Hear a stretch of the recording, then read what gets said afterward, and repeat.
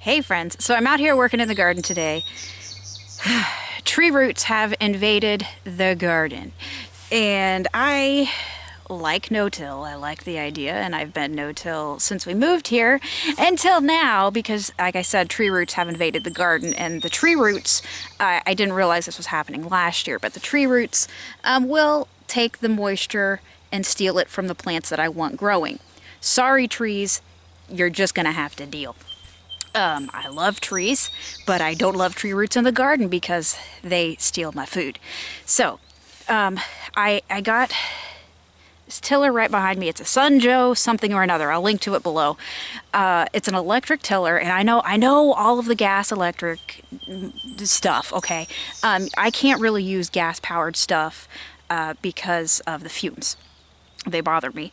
But I also can't really use most electric battery operated things. Like, for example, we used to have we might still have it, I don't know, a cobalt battery operated trim mower, string mower, whatever they're called.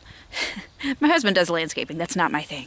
And I used it and it EMF'd me to pieces. So I'm in a tricky situation with a lot of things. So digging out tree roots, and granted these aren't huge tree roots, okay? Most of them are pretty small.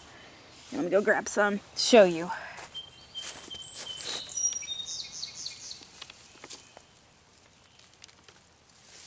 Here,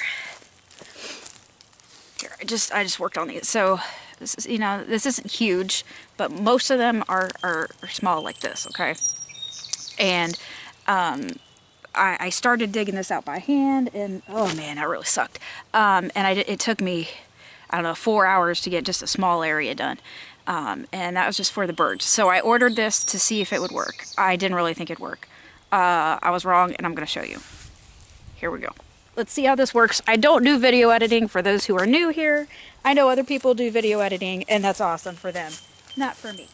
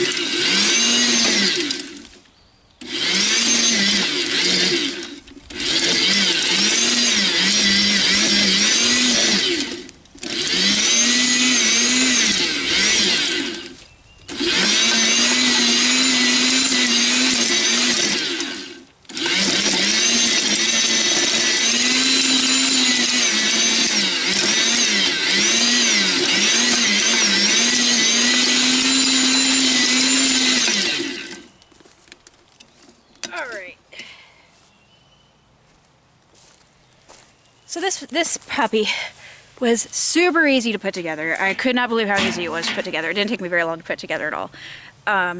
I'll do some close-ups here. You can see it does break up the tree roots.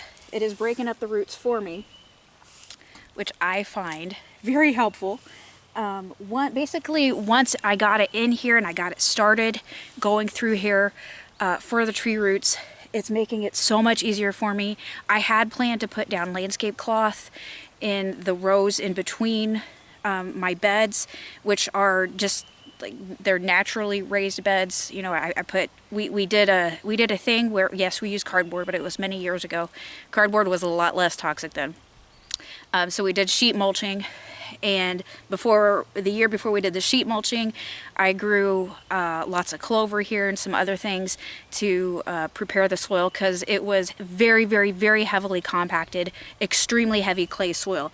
What we have underneath the dirt is, I mean, the loose dirt on top is this very heavy clay right here.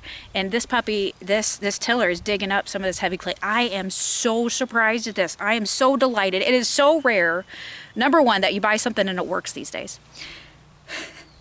That's just the reality in which we're living in right now. Number two, that it actually exceeds expectations for me. I am absolutely thrilled with this. I am shocked in awe, and if you have a garden and you need to till it, then do this. We are living in unprecedented times. The world is being poisoned more and more by the day. Don't get stuck on one type of gardening method.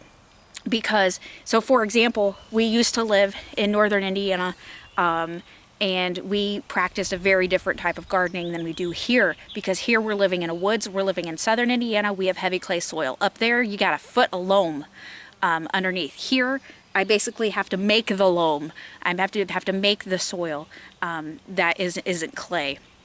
And so don't get stuck in, I have to be no-till, or I have to till, or the most dangerous thing is I have to use chemicals. I'm not using any chemicals at all. You don't need to buy fertilizer. If you have some nettle or other weeds growing on your property, go harvest the weeds, throw them in a bucket, weigh them down, put a lid on it, let it ferment for a month, and then you use that as fertilizer on your garden. That's free fertilizer. Free. You can also do it with grass as well. That only takes a few days. Now, the caveat with that fertilizer is it stinks. It does stink. But look at this. I am just so pleased. So pleased. I am just so pleased. I'm just so happy, you guys. I thought I was going to have to do this by hand. Now, obviously it's not done yet. But I wanted to share this with you guys because, let me pull this back here. There we go. Because gardening is harder and harder. There are more and more CSAs and such that are going out of business. We had a CSA close their doors, and their stated reason was, quote, lack of abundance, end quote. I know a lot of people say, well, we just need to be like the Amish. You do know most Amish use chemicals these days, right? You do know that, right? Most Amish farmers, not all, but most of them do use chemicals these days. I know this because I used to live around the Amish, or maybe they lived around me, however you want to say it, up in northern Indiana. I have friends who still live near Amish, and most of them say that they don't get a harvest unless they use chemicals. So hopefully this helps you guys out because I am just so impressed. Here, I'm going to bring this over here. I'll flip this around. I know. Everybody else does video editing. I am not everybody else. See, look at this. Doing a good job here. Now, as you can see, maybe you can't see, it's kind of dark. We've got some roots in here. It's very easy to get the roots out. I say that and then it's hard, but it's not that difficult to get the roots out of there. But you know, if you're doing this and you've got roots, weeds and such, especially if they've got strings and that sort of thing, then you need to be mindful of that. And so that's what I'm about to do. I'm about to clean this out, and then I'll go back to town and get her done. Non-toxic out.